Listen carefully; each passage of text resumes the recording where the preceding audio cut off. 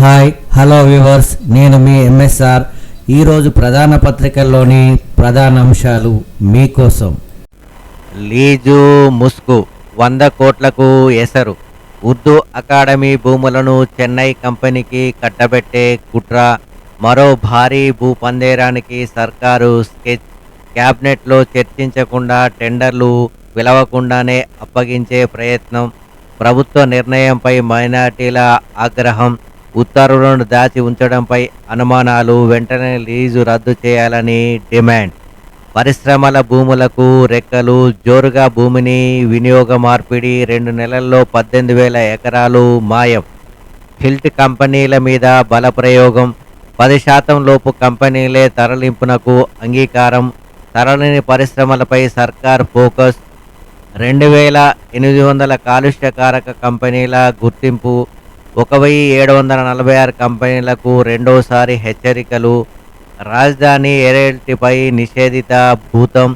నిషేధిత జాబితాలో ప్రైవేట్ ఆస్తులు.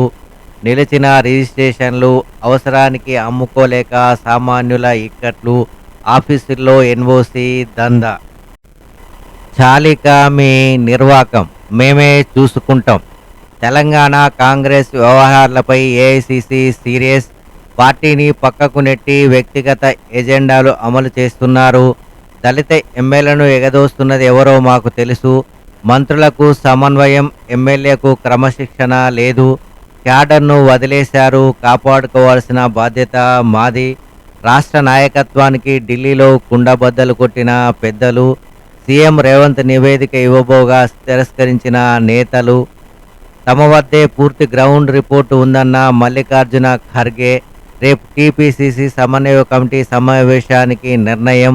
ఢిల్లీలో ఉండాలంటూ ముఖ్యమంత్రి రేవంత్కు ఆదేశం. వెంటనే ఢిల్లీకి రావాలంటూ 6 మంత్రులకు పిలుపు. రెబెల్స్పై రెక్కి. రహస్య ఏజెంట్గా రంగంలోకి స్టేట్ ఇంటెలిజెన్స్ వర్గాలు. కాంగ్రెస్ ఎమ్మెల్యేలు, నియోజకవర్గ ఇన్ఛార్జీలు డీసీసీల వ్యతిరేక వైఖరిపై ఆరా. కమిటీలు కొలిక్కి. టీపీసీసీ జాబితాకు ఏఐసిసి ఆమోదముద్ర. వర్కింగ్ ప్రెసిడెంట్లపై కుదరని ఏకాభిప్రాయం. సర్పై అధిష్టానం జాగ్రత్తలు. RTC steering out sourcing. Regular డ్రైవర్ల భర్తీపై నిర్లక్ష్యం. 10 నెలలు కావస్తున్న కొలిక్కి రాని డ్రైవర్ శ్రామిక్ నియామకాల ప్రక్రియ. తాజాగా అవుట్సోర్సింగ్తో పోస్టుల భర్తీ. హైదరాబాద్లోనే 200 మంది డ్రైవర్ల నియామకానికి చర్యలు. సర్కార్ తీరుపై నిరుద్యోగుల ఆగ్రహం. ప్రతి ఇంటికి ఎఫ్ఆర్సి. కొత్తగా family register certificate. Ration card నంబరే ఫ్యామిలీ రిజిస్టర్ ఐడెంటిఫికేషన్ నంబరు.